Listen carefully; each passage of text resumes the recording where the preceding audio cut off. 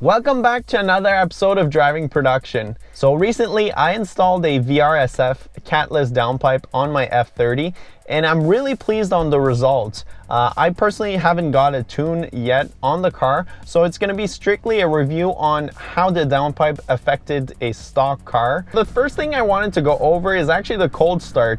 So as far as how loud the exhaust is, on cold start it's a little bit loud.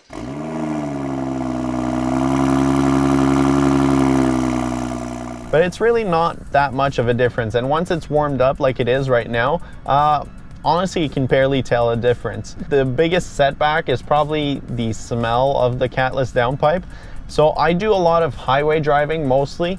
I rarely get in traffic, but if you do hover for a little while, you're gonna start to smell a bit of a smell, and it is more pronounced with the windows down.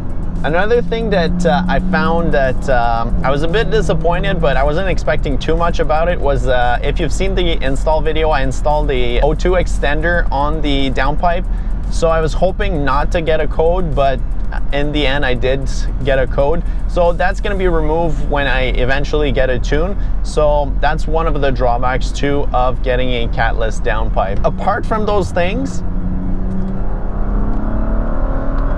the power that comes out of just the downpipe itself, I'm actually really surprised, because when I was reading about the Catless downpipe, a lot of people said that it was roughly around 20 horsepower difference. Obviously I haven't put the car on a dyno, but the car feels way more responsive. It does feel like it has way more torque down low, and it actually feels like a lot more powerful. So it's pretty impressive just from the downpipe how much it actually changes the characteristics from the car. It's really nice because the throttle response in sport mode, comfort mode, they both went up quite a bit.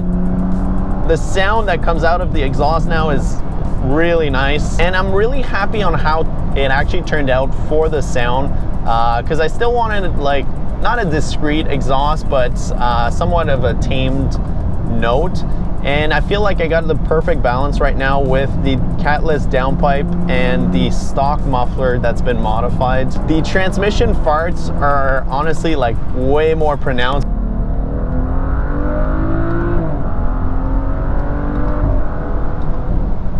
Another nice thing that I found about this mod, it kind of goes with the less restrictions. You do hear the turbo spool way more. Like any other BMW that has a downpipe or a tune on it, the crackle's just amplified with a downpipe.